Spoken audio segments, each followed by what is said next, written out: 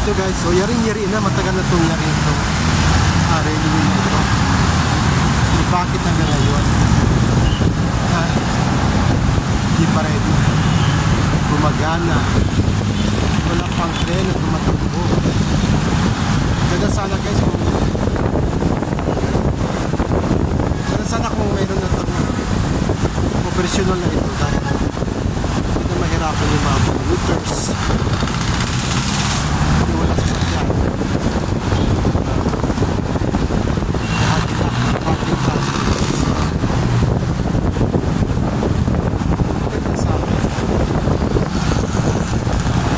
Yarin-yarin na mo. Lumang naman. Lumang yung mga kalawang. Bakal na dadaanan ng tren. Dito po ay sa may batasan niya. Hindi naman sa ating practice.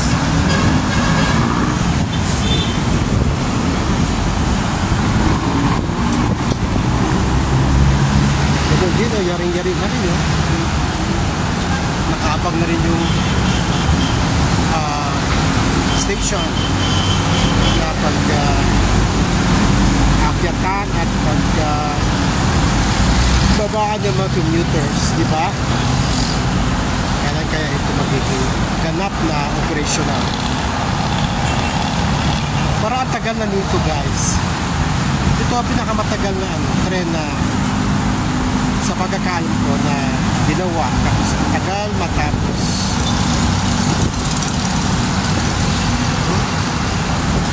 Ano nangyari? Bakit tagal? Panahon pa ito ni Ninoy Aquino. Pinoy. Pinoy ba o? Budan. Wala ko sure ah. Kasi na guys, at hinihingal ako sa pagpapak. Akyat. Ito sa overpass. Guys.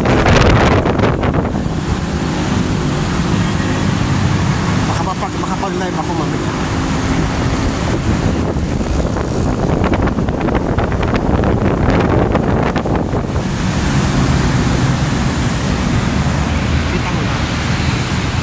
Hinihingal ako.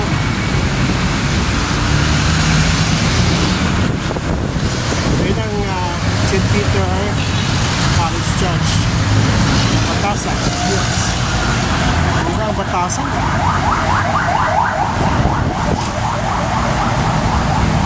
Ito naman yung Eternitas. Tama ba? Eternitas? Eternitas.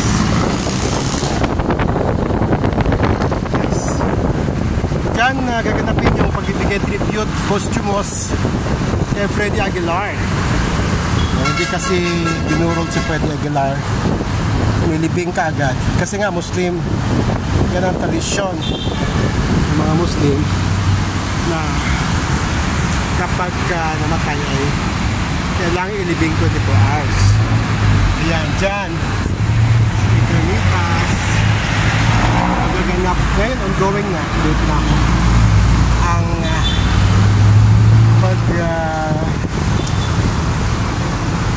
pag-alaala, pagbibigay pugay, I understand.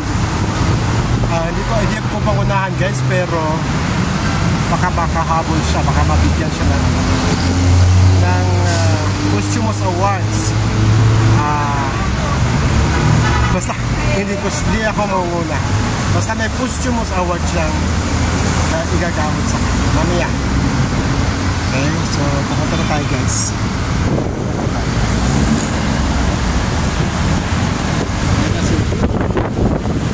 Fiesta ba dito? Ganda ng Batasan.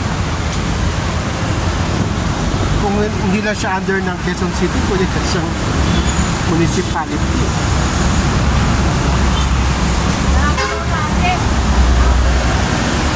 Sige, bago na.